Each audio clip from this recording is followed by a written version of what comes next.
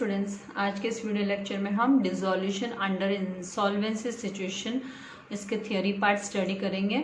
इससे प्रीवियस उसमें हमने सिंपल मेथड ऑफ डिसोल्यूशन हमने कवर अप किया था और 6 उसके इलस्ट्रेशंस भी हमने सॉल्व कर लिए हैं।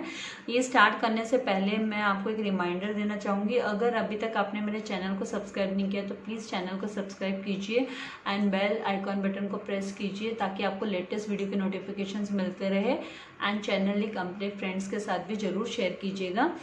Let's start with the dissolution under insolvency situation. The first, insolvency in legal terminology, अगर हम लीगल शब्दों में अगर हम कहें ये इंसॉल्वेंसी मतलब क्या होता है, तो ये सिचुएशन होती है कि इस सिचुएशन में क्या होता है कि जो फर्म है मतलब जो पर्सन है, बंदा है, उसकी जो लायबिलिटीज़ है, तो लायबिलिटीज़ ऑफ अ पर्सन और अ फर्म, कोई भी फर्म की या किसी भी पर्टिकुलर पर्सन की जो लायबिलिटीज़ है वो ज़्यादा हो जाती है, वो एक्सीड करती है, वो मोर देन उसके एसेट से ज़्यादा हो जाती है, तो उस केस को हम इंसॉल्वेंसी कहते हैं। इसका मतलब liabilities are more than assets. So in practice however, insolvency is the situation, insolvency वो सिचुएशन है जहां पर कोई भी पर्सन, कोई भी इंडिविजुअल पर्सन और a firm can not raise enough cash, वो इनफ कैश है ना नहीं ला सकते हैं, रेज नहीं कर सकते टू मीट इट्स ऑब्लिगेशन, उनको जो उनके जिम्मेदारी है, लायबिलिटीज है, उसको पे ऑफ करने के लिए वो लोग कैश नहीं रेज कर सकते और टू पे डेब्ट्स, अपने लोन को पे करने के लिए पैसा नहीं ला सकते हैं। So as they become due for the payment, मतलब उनको जब पेमेंट की डेट आती है, उनको डेब्ट्स वगैरह पे करने होते हैं, तो वो दे आर अनेबल टू पे।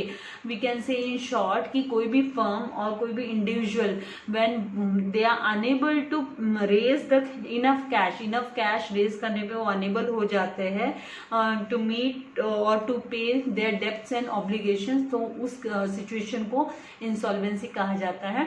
सो at the time of dissolution of a partner's capital account, तो यहाँ डिसोल्यूशन में भी पार्टनर्स कैपिटल अकाउंट को जब हम डिसॉल्व करते हैं, हम अकाउंट्स क्लोज करते हैं फर्म का, तो उस केस में अगर किसी भी पार्टनर का जो अकाउंट है, कैपिटल अकाउंट है, अगर वो डेबिट बैलेंस शो करता है, वो डेबिट बैलेंस शो करता है आफ्टर मेकिंग एडजस्टमेंट, सारे एडजस्टमेंट्स करने के बाद में, दिखाने के बाद में, जब वो डेबिट बैलेंस दिखाता है, मतलब उसका डेबिट साइड मोर, डेबिट बैलेंस होना मतलब क्या होता है, डेबिट साइड का टोटल होता है वो ज़्यादा होता है comparative to credit side.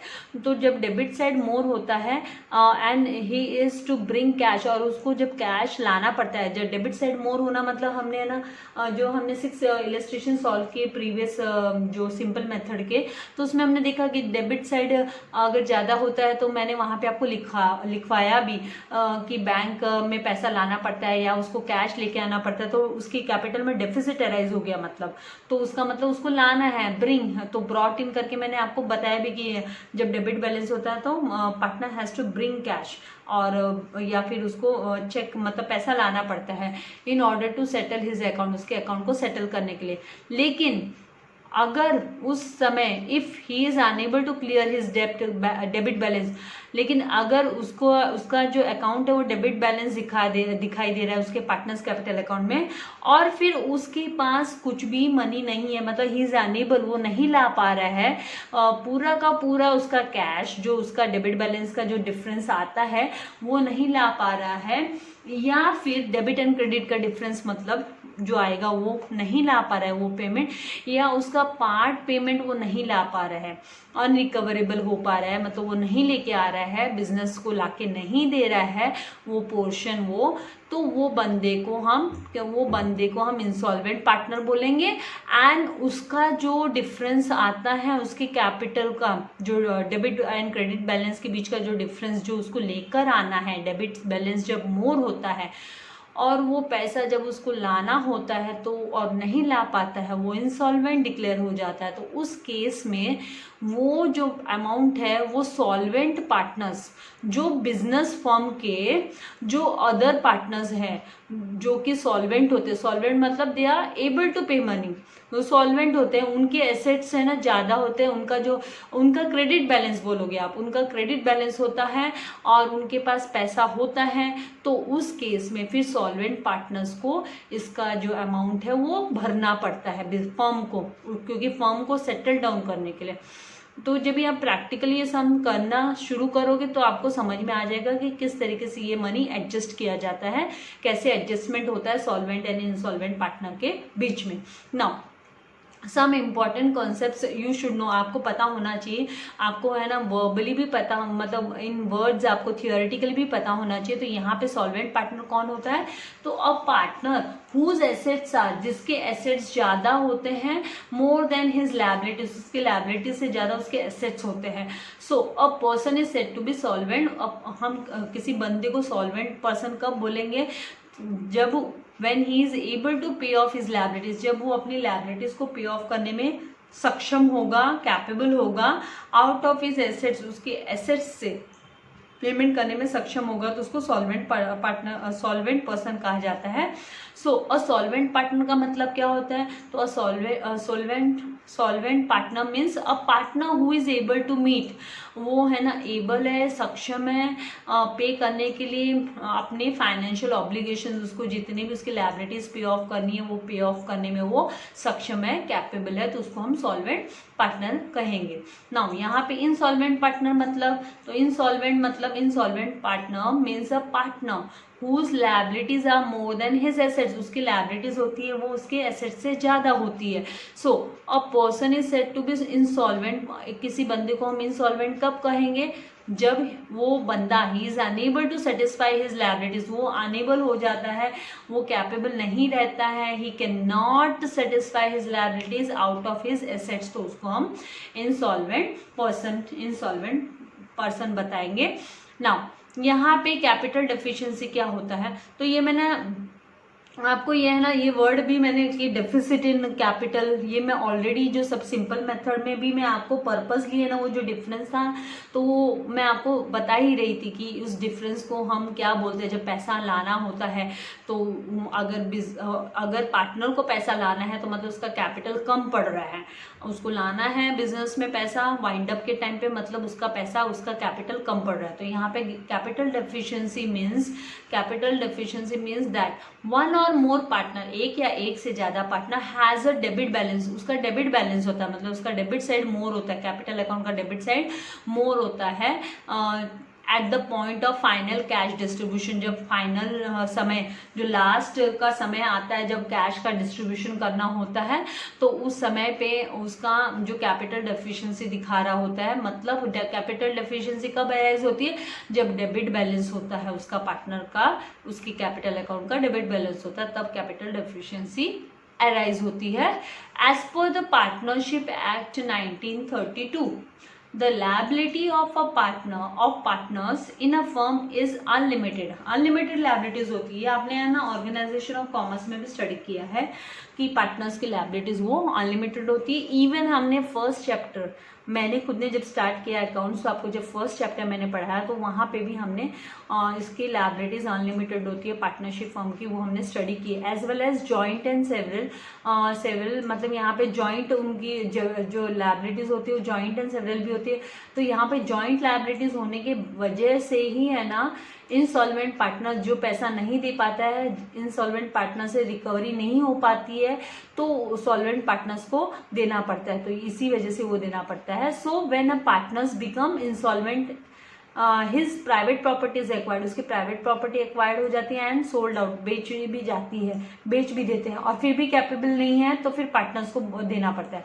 So if he is unable to pay his dues to firm को देने में इनकैपेबल है, his deficiency is borne by solvent partners, तो यहाँ पे डिसोल्यूशन में सॉल्वेंट पार्टनर्स वो पेमेंट करेंगे in their profit sharing ratio. मान लीजिए एक बंदा इंसॉल्वेंट हो गया और दो बाकी है, तो दो बाकी जो बंदे हैं सॉल्वेंट पार्टनर्स हैं, उनका जो प्रॉफिट शेयरिंग रेशियो होगा सॉल्वेंट पार्टनर्स का, उसी में वो अमाउंट जो है ना तीसरे बंदे का उनको जो पेमेंट करना होगा वो डिवाइडेड होगा, और उसी के अकॉर्डिंगली फिर उनको पेमेंट करना होगा सॉल्वेंट पार्टनर्स को। तो ये जैसे से सम्स थोड़ा सा है ना, यहाँ पे है ना सम्स जब आप करोगे तो आपको बहुत केयरफुली करना होगा, थोड़ा सा आपको ज्यादा ध्यान देना होगा कि किस तरीके से आपको कैलकुलेशन करना। स्टार्टिंग में 3-4 सम सॉल्व करने के बाद तो आपको आ ही जाने वाला है अच्छे से, nothing to worry about this. अभी आगे चलते हैं, यहाँ पे अभी हम आगे के इसके प्रोसीजर में कि fixed and fluctuating capital method, यहाँ पे जो fixed and fluctuating capital method को स्टडी करेंगे। तो फिक्स कैपिटल मेथड होता है, तो यहाँ पे क्या होता है, under fix capital method a separate current account बनाया जाता है, is prepared for each partner, हर एक पार्टनर का सेपरेट कैपिटल अकाउंट, मतलब हम कंबाइन बना सकते हैं लेकिन सेपरेट अकाउंट बनता है। All the adjustments are made in current accounts, current accounts में हम एडजस्टमेंट दिखाते हैं। Then the balance on current account is transfer, फिर जो करंट अकाउंट का जो बैलेंस होता है वो हमको है ना फिर कैपिटल अकाउंट में ट्रांसफर करना होता है, क्योंकि हम बैलेंस शीट क्लोज करने वाले होते हैं। इसीलिए यहाँ पर डिसोल्यूशन में हम जो करंट अकाउंट का जो बैलेंसिंग फिगर आता है उसको हम कैपिटल अकाउंट में, पार्टनर के कैपिटल अकाउंट में ट्रांसफर करेंगे। फिर जो पार्टनर का कैपिटल अकाउंट का जो डिफरेंस आएगा वो हमको कैश नहीं तो बैंक, वहां पे जाके वो एडजस्टमेंट होगा। यहाँ पे बैलेंस शीट तो बनेगी नहीं, राइट। तो यहाँ पे अकाउंटिंग प्रोसीजर क्या होंगे, इसकी अकाउंटिंग एंट्रीज क्या होगी। तो पहला, सबसे पहला, transfer the balance on insolvent partners current account. अगर हमको फिक्स कैपिटल मेथड बना रहे हैं हम, तो हमें ना जो इंसॉल्वेंट पार्टनर हमको क्या करना है, जो बैलेंस होता है इंसॉल्वेंट पार्टनर का पार्टनर्स करंट अकाउंट का, वो हम कैपिटल अकाउंट में पहले तो ट्रांसफर कर देंगे। तो उसके लिए एंट्री क्या होगी, insolvent partners capital account debit to solvent partners capital account. तो हम बाय इंसॉल्वेंट पार्टनर करके लेजर अकाउंट में उसके लिखने वाले हैं। तो यहाँ पर insolvent partners capital account debit to insolvent partners capital account करके, तो कैपिटल अकाउंट में ना बाय इंसॉल्वेंट पार्टनर करके ही जाने वाले हैं। डेबिट द रिसीवर, तो ये ना क्या है, पार्टनर के मतलब यहाँ पे जो पार्टनर है वो रिसीव करने वाला है ये जो बैलेंसिंग फिगर आएगा। तो फिर हम वहाँ पे बाय करके हम लिखेंगे इंसॉल्वेंट पार्टनर्स करंट अकाउंट से बैलेंस आया करके, इस तरीके से ट्रांसफर होगा। फिर the transfer the deficiency on insolvent partners capital account to solvent partner. उसके बाद में है ना जो इंसॉल्वेंट पार्टनर का कैपिटल अकाउंट मतलब जो डेफिशिएंसी है कैपिटल अकाउंट की, वो हम ट्रांसफर करेंगे सॉल्वेंट पार्टनर्स को। उसी अकाउंट में होने वाला है, पार्टनर्स कैपिटल में ही होने वाला है, क्रेडिट से डेबिट साइड में आ जाने वाला है। तो account in their profit sharing ratio, उनके प्रॉफिट शेयरिंग रेशियो में हमको क्या करना होगा, डिस्ट्रीब्यूट करना होगा। तो हम जब लेजर बनाएंगे तो आपको बहुत अच्छे से समझ में आ जाएगा कि यहाँ पे सॉल्वेंट पार्टनर। फिर भी मैं ऑलवेज आपको सजेस्ट करूंगी कि थियरी वीडियोस को मिस मत कीजिए, थियरी भी देखिए। Solvent partners capital account debit to insolvent partners capital account, तो ये जब ऑटो एडजस्टमेंट उसी कैपिटल अकाउंट के अंडर में हमको करना होगा। तो यहाँ पे जो सॉल्वेंट पार्टनर्स के अकाउंट के कॉलम के अंडर में to solvent partner insolvent partners capital account करके बैलेंसेस आएंगे। फिर यहाँ पे क्योंकि ये है ना जब आपको जर्नल एंट्री पूछेंगे तो आपको जर्नल एंट्रीज लिखनी होगी। मैंने ना नोटिस किया कि बच्चों को लेजर अकाउंट ज़्यादा इजी फील होता है प्रैक्टिस के बाद में कंपैरेटिव टू जर्नल एंट्रीज, लेकिन जर्नल एंट्रीज तो बेस है, आपको आनी ही चाहिए। यहाँ पे transfer of balance of solvent partners current account to their capital account. फिर जो सॉल्वेंट पार्टनर्स के करंट अकाउंट का बैलेंस होता है वो उनके कैपिटल अकाउंट में ट्रांसफर किया जाता है। तो एंट्री क्या होगी, solvent partners capital account solvent partners current account debit to solvent partners capital account being current account balance transfer. हम करंट अकाउंट का बैलेंस ट्रांसफर कर रहे हैं पार्टनर के कैपिटल अकाउंट में। Then final settlement of solvent partners capital account. Final settlement के time पे क्या होगा, अब इंसॉल्वेंट बंदा तो कुछ कैश लाने वाला नहीं है, इसीलिए उसके कॉलम में तो कैश नहीं आएगा। उसका तो जो भी डिफरेंस अराइज होगा वो सॉल्वेंट पार्टनर्स पे ऑफ करने वाले, बॉर्न करने वाले, that will be borne by solvent partners. तो यहाँ पे solvent partners capital account debit to cash and bank करके फाइनल सेटलमेंट किया जाएगा बाय पेइंग कैश। अगर बैंक अकाउंट है तो बैंक के थ्रू, तो इस तरीके से हमको एडजस्टमेंट करना होगा। फिर यहाँ पे अगर फ्लक्चुएटिंग कैपिटल मेथड होता है तो मतलब हमको करंट अकाउंट नहीं बनाना होता है। So under the fluctuating capital method no current accounts are open, all the adjustments are made in capital account of the partner. सारे के सारे एडजस्टमेंट हम कैपिटल अकाउंट में ही करते हैं पार्टनर के। तो जो डेफिशिएंसी ऑफ इंसॉल्वेंट पार्टनर की जो डेफिशिएंसी होती है उसके कैपिटल अकाउंट की, वो हम ट्रांसफर करते हैं सॉल्वेंट पार्टनर के कैपिटल अकाउंट में उनके प्रॉफिट शेयरिंग रेशियो में। तो यहाँ पर solvent partners capital account debit to solvent partners capital, यहाँ पे solvent partners capital account debit to insolvent partners capital account करके हमको ट्रांसफर करना होता है। इंसॉल्वेंट पार्टनर्स कैपिटल अकाउंट को हमको ट्रांसफर करना होता है। तो यहाँ पे ये ना ये एरर है, यहाँ पे इंसॉल्वेंट आना चाहिए, इंसॉल्वेंट।